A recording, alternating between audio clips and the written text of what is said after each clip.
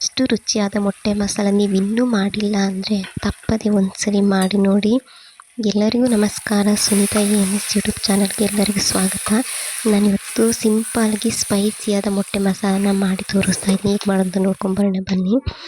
ಮೊದಲಿಗೆ ನಾನಿಲ್ಲಿ 1 ಟೇಬಲ್ ಸ್ಪೂನಷ್ಟು ಜೀರಿಗೆ, 2 ಟೇಬಲ್ ಸ್ಪೂನಷ್ಟು ಕಾಳು ಮೆಣಸು, 3 ಟೇಬಲ್ ಸ್ಪೂನಷ್ಟು ಕೊತ್ತಂಬರಿ ಬೀಜ, ಲವಂಗ 5ರಿಂದ 6 ಪೀಸು, ಚಕ್ಕೆ, ಸ್ವಲ್ಪ ಕರಿಬೇವಿನ ಎಲೆ 10ರಿಂದ 15 ತಗೊಂಡಿದ್ದೀನಿ. ಇದನ್ನು ಫ್ರೈ ಮಾಡ್ಕೋಬೇಕು. ಎಣ್ಣೆ ಏನು ಹಾಕ್ದಲೇ ಹಾಗೆ ಫ್ರೈ ಮಾಡ್ಕೋಬೇಕು.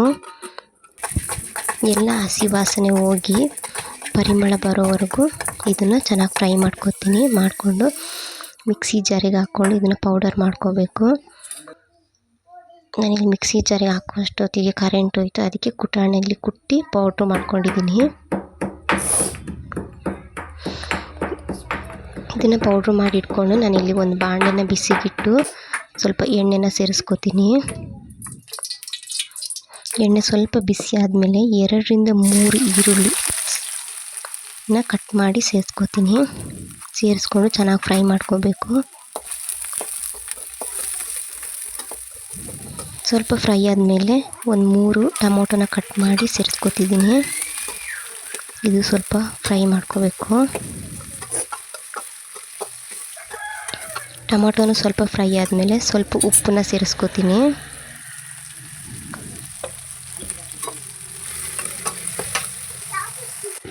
ನಾನಿಲ್ಲಿ 7ರಿಂದ 8 ಬೆಳ್ಳುಳ್ಳಿನ ಸಿಪ್ಪೆ ಬಿಟ್ಟು ಚಿಕ್ಕ ಚಿಕ್ಕ ಕಟ್ ಮಾಡಿ ಸೇರಿಸ್ಕೊತಿದ್ದೀನಿ.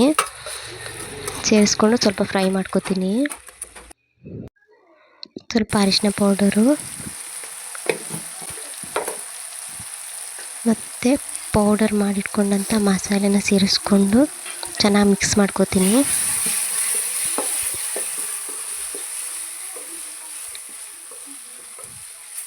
ಪೂರ್ತಿ ಚೆನ್ನಾಗಿ ಮಿಕ್ಸ್ ಆಗಿದ್ಮೇಲೆ ನಾನಿಲ್ಲಿ ಒಂದು 6 ಮೊಟ್ಟೆನ ತಗೊಂಡಿದ್ದೀನಿ, ಬೇಯಿಸಿಟ್ಟಿದ್ದೀನಿ. ಇದನ್ನು ಚಿಕ್ಕ ಚಿಕ್ಕದಾಗಿ ಕಟ್ ಮಾಡ್ಕೊತೀನಿ.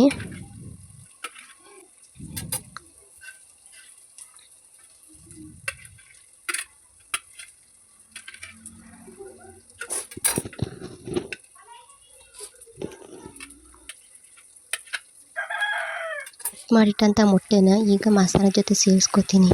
ಮಸಾಲೆ ಜೊತೆ ಸೇರಿಸ್ಕೊಂಡು ಚೆನ್ನಾಗಿ ಮಿಕ್ಸ್ ಮಾಡ್ಕೋಬೇಕು. ಇವಾಗ ನಮ್ಮ ಸ್ಪೈಸಿಯಾದ ಮೊಟ್ಟೆ ಮಸಾಲ ರೆಡಿಯಾಗಿದೆ.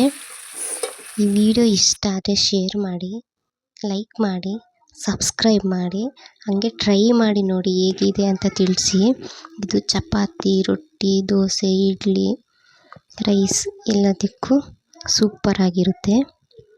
ನನ್ನ ವಿಡಿಯೋ ನೋಡಿದ ಎಲ್ಲರಿಗೂ ಧನ್ಯವಾದಗಳು.